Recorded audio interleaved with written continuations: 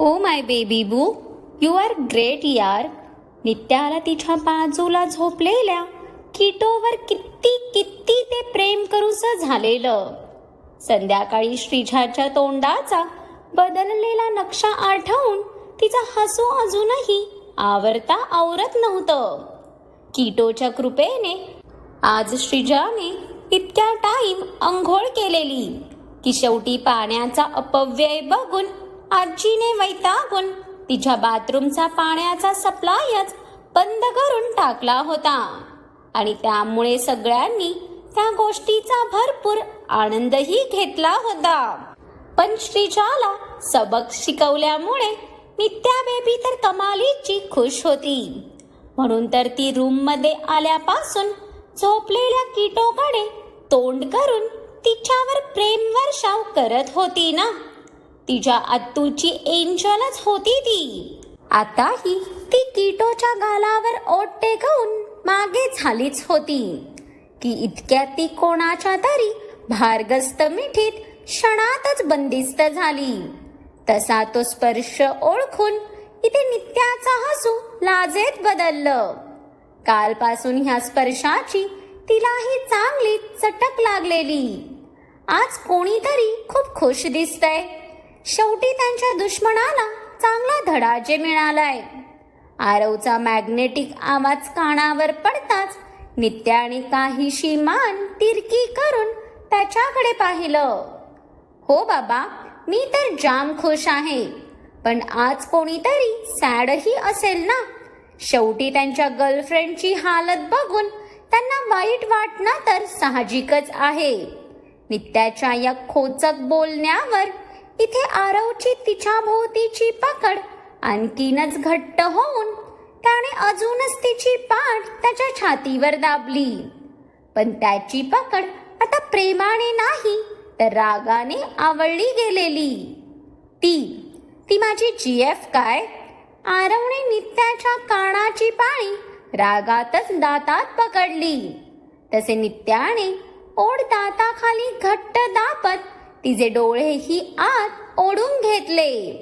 आरव आणि तिच्या तोंडून निघालेल्या त्या अस्पष्ट हुंकारासोबत त्याच्या पोटावर असलेल्या हातावर तिची नखं अगदी घट्ट रुतली गेली. पण त्याला त्याचा काहीच फरकच पडला नाही. कारण ती जे बोललेली त्याचा त्याला खरंच राग आला होता. त्याने तिच्या जागी त्याच्या आयुष्यात आतापर्यंत कोणाची कल्पनाही केली नव्हती. त्यात त्याने आधी भले श्रीच्या सोबत लग्न करण्याचा निर्णय घेतला होता. पण त्यातही त्याची खूप मोठी मजबुरी होती हेही तितकंच खरं होतं. First answer to my question. ती माझी गर्लफ्रेंड आहे तर तू कोण आहेस? तिच्या त्या अस्पष्ट हुंकाराने इथे आरवचे श्वास गरम झाले ना. इतकंच नाही तर तिचा जलद गतीने खालीवर धपापणारा ऊर बघूनही इथे आरवची कानशिले कमालीची लाल झालेली. मी माझ्या आरवची लाईफ आहे. त्याचे श्वास आणि त्याच्या जगण्याचं कारण आहे. आत्ता कुठे जाऊन नित्याच्या उत्तरावर आरवने गालात हसतच त्याची पकड सैल करताच आत्ता मात्र नित्या मागे वळली. तसं अग्निहोत्रींचं हे आगाऊ रसायन तिच्या नजरेत कैद झालं, जे आता प्रेमाने तिच्याकडेच बघत होतं. राग तर या नाकावरच बसलेला असतो ना. नित्याने काहीसं चिडतच त्याचा नाक खेचत त्याला जवळ ओढलं. मग असं काही बोलायचंच का ना, जेणेकरून मला राग येईल.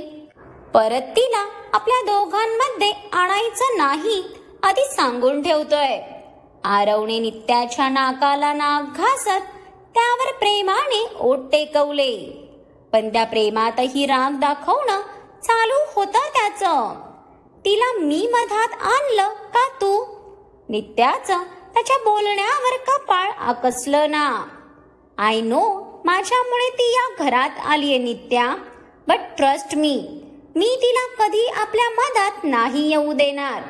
कारण मी तुझ्यावर खूप प्रेम करतो आणि ह्या 2 वर्षात तर माझ्या प्रेमाने खूप तडप सहन केलीये, पण आत्ता नाही. बोलता बोलताही आरवने 2 वेळा नित्याच्या ओठांवर स्मूच केली. जणू तिच्या ओठांपासून लांब राहणं त्याला जमतच नव्हतं. त्याची प्रेम करण्याची पद्धत अग्नेयपेक्षाही जास्त एक्सप्रेसिव्ह होती. कालचं ठीक होतं, पण आज तुमची स्वारी इथे काय करतीये? नित्या त्याच्या नजरेत खोलवर पाहत मिश्किल अंदाजात बोलली. तशी इथे आरवच्याही ओठांवर हलकी स्माईल आली. तुला माहित नाही मी इथे का आलोय? आय वॉन्ट यू बेब. आरवने नित्याच्या मानेत चेहरा घुसळत तिच्या गळ्यावर दीर्घ ओठ टेकवले. तशी त्याच्या इतक्या तीव्र स्पर्शाने इथे नित्याची बोटं त्याच्या केसात घट्ट होऊन ती अस्पष्ट हुंकारली. Yes sweetheart, just feel me and please don't stop me. आरवचे ओठ आता नित्याच्या गळ्यावर फिरू लागताच नित्याने दात ओटात दाबत मान उंचावली. त्याच्या इतक्या तीव्र स्पर्शाने तीही अगदी बेधुंद व्हायला लागलेली. तिला त्याला अडवायचं होतं. किटो असल्याची जाणीव होती तिला, पण त्याने आधीच ताकीद दिल्याने ती कायच बोलणार होती ना. त्यात आज त्याच्या ओठांसोबत त्याचे हातही मनमानीवर उतरले होते बघून तिची अवस्था तर आणखीनच बिकट झाली. तरी तिला त्याच्यावर पूर्ण विश्वास होता. तो त्याच्या मर्यादा ओलांडणार नाही हे पूर्त जाणून होती ती. अग्नी, तू मागच्या जन्मी गुबड होतास का? की वटवाघळाच्या जातीशी तुझा खूप खोलवर संबंध आहे, जे पूर्ण जग झोपलं की तुला उडायची हुक्की येते? तुझ्या या नसत्या प्लॅटिंग साठी तुला दिवस कसा कमी पडतो म्हणतो मी. विष्णू आता अग्नीवर चांगला चिडला होता. रात्रीच्या 2:30 वाजता या गुबडाने त्या असामान्य प्राण्याला उठवलेलं म्हटल्यावर त्याचं चिडणं तर स्वाभाविकच होतं.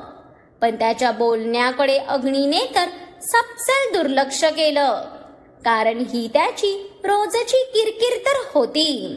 साहेबांना झोपेतून उठवलं तर तो असाच चिडायचा. त्याची झोप तर त्याच्यासाठी रीटापेक्षाही जास्त प्रिय होती. पण आमच्या अग्निदेवांना त्यांची जाणा झोपल्यावर झोपच यायची नाही, म्हणून दुसऱ्यांची ही झोप हराम करायचे ना ते. बॉस, हा पेनड्राईव्ह. इथं विष्णू अग्नेयच्या शांततेला बघून परत चिडायला जाणार की तोच रॉकी ही स्टडीमध्ये प्रकट झाला. ते बघून विष्णूने डोळे फिरवले. ह्या क्षणी ते तिघही बेसमेंटच्या स्टडीमध्ये बसले होते. रॉकी मित्रा, ह्याला तर रात्रीच खेळायचं असतं, म्हणून हा पापी माणूस झोपत नाही. पण तुझं काय रे, तुला झोपायचं नसतं का? बरोबर आहे, तुझं लग्न झालं नाही आहे म्हटल्यावर तुला तरी कशी झोप येणार ना. एक काम करतो, आधी तुझं लग्न लावून देतो आणि मग ह्याची वरात काढतो, म्हणजे मी तर ह्याच्या जाचातून सुटेन. विष्णूने रॉकी आणि अग्नेयकडे आळीपाळीने बघत दात ओठ खाल्ले. खरंच झोप मोड झाल्याने प्रचंड चिडला होता तो. आधीच रीटाला 9वा महिना लागल्यापासून तिने त्याचं जीणं हराम केलं होतं. त्यात जे काही झोपेचं सुख होतं तेही अग्नेयने काढून घेतल्याने तो आता रडायलाच आलेला. विष्णू, तुझी बगबग झालीये की अजून काही बाकी आहे? कारण जर मी सुरू झालो तर तुझ्यासाठी खूप अवघड होईल बडी. अग्नेयने काहीशा रागातच आता विष्णूवर नजर रोखली. तसा विष्णू मनातच चपापला ना. अग्नेयचा राग त्याच्याहून जास्त कोणाला माहित ना. आणि एकदा का त्याला राग आला की त्याच्या समोर मित्र असो की शत्रू त्याला काहीच काहीच मॅटर करत नव्हतं.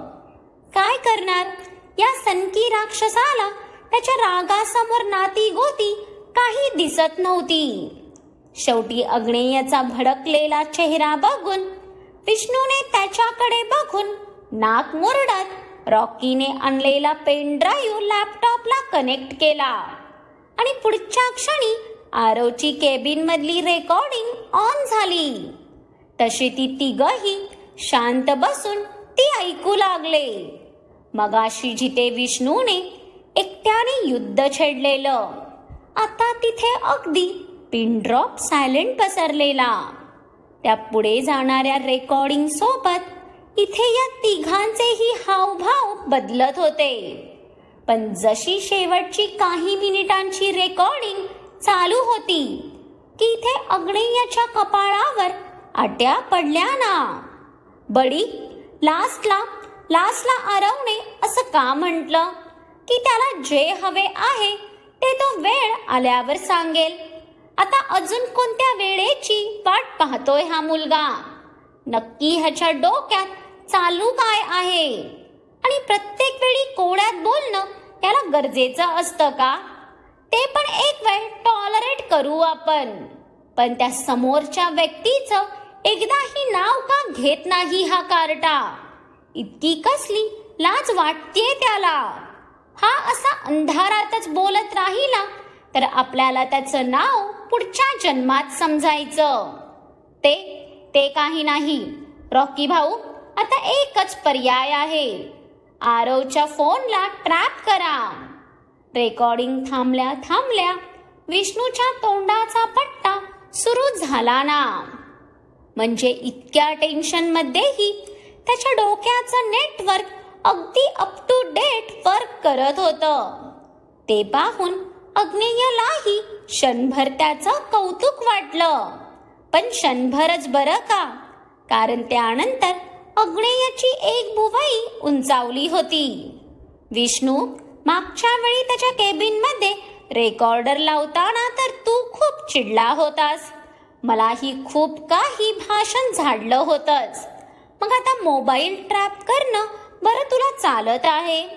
अग्नेयच्या टोमण्यावर विष्णूने दात चावत त्याच्याकडे बघितलं. इतक्या सिरियस सिच्युएशन मध्येही या मुलाला गडलेले मुडदे उकरून काढायचे होते.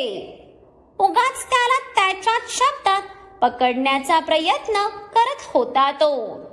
अग्नी, तू काय माझी मागच्या जन्माची कुंभमेळ्यात हरवलेली सासू आहेस का, जी ह्या जन्मात बदला घ्यायला पुन्हा जन्म घेऊन माझ्याच राशीला आलीये?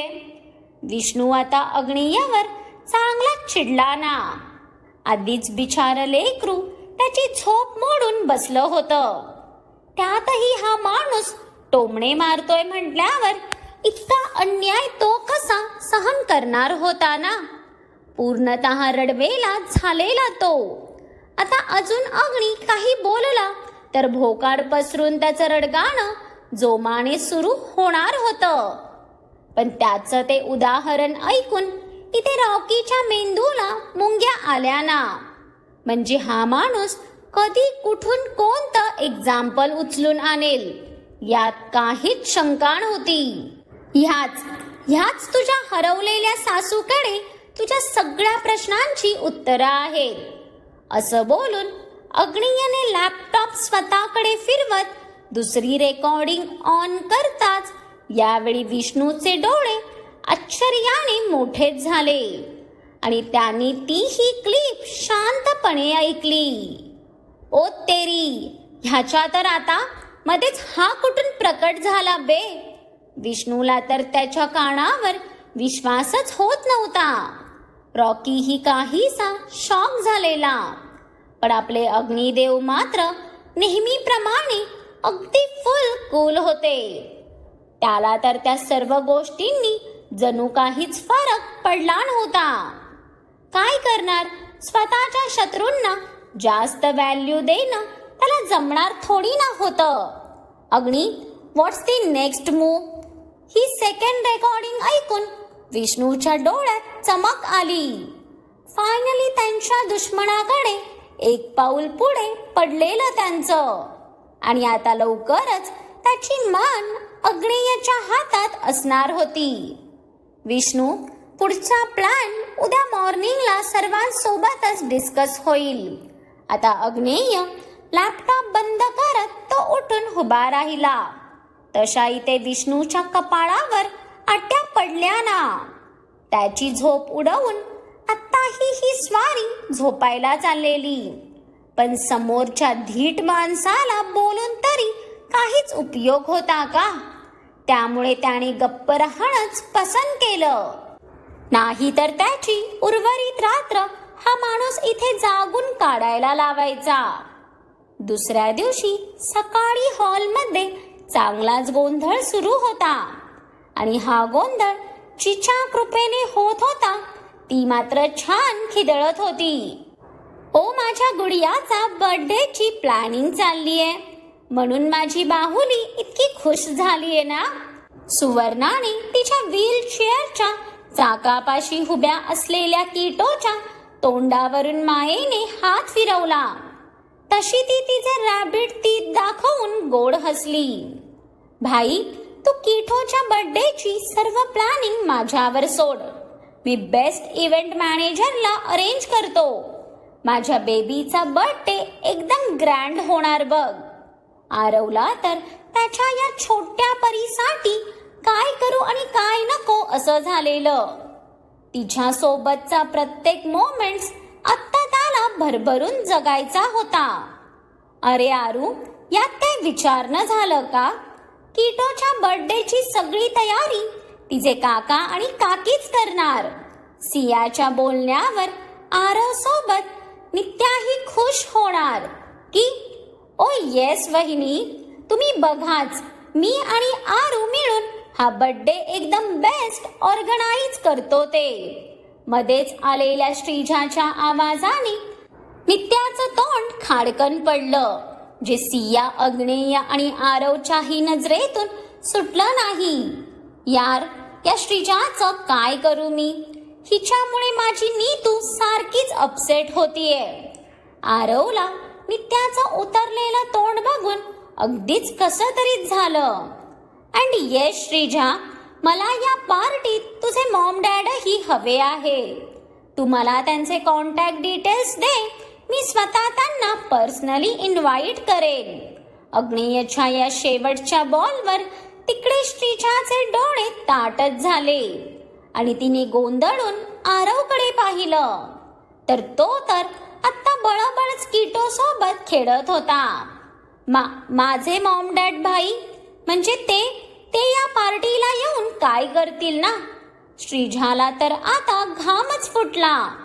ते बघून इथे नित्याची नजर सानशक झाली. काय करतील म्हणजे? त्याच पार्टीमध्ये नित्या आणि कुणाल सोबत तुझ्या आणि आरवच्या रिलेशनची ऑफिशियल अनाउन्समेंटही करणार आहे मी. मग ते आले तर तेही करता येईल. अग्नेयच्या या बॉम्बवर आता सगळेच एक साथ उडाले ना. मग काय वाटतं तुम्हाला? अग्नेयचा हा गुड प्लॅन आता सक्सेसफुल होईल का? जी गोष्ट त्याला आरवच्या तोंडून कळाली नाही ती ह्या पार्टीत श्रीच्या ओरडून ओरडून सांगेल का? त्यासाठी पुढचा भाग आवर्जून बघा. आणि आजचा भाग आवडला असेल तर लाईक करा, कमेंट करा आणि तुमच्या खूप साऱ्या फ्रेंड्ससोबत शेअर करा.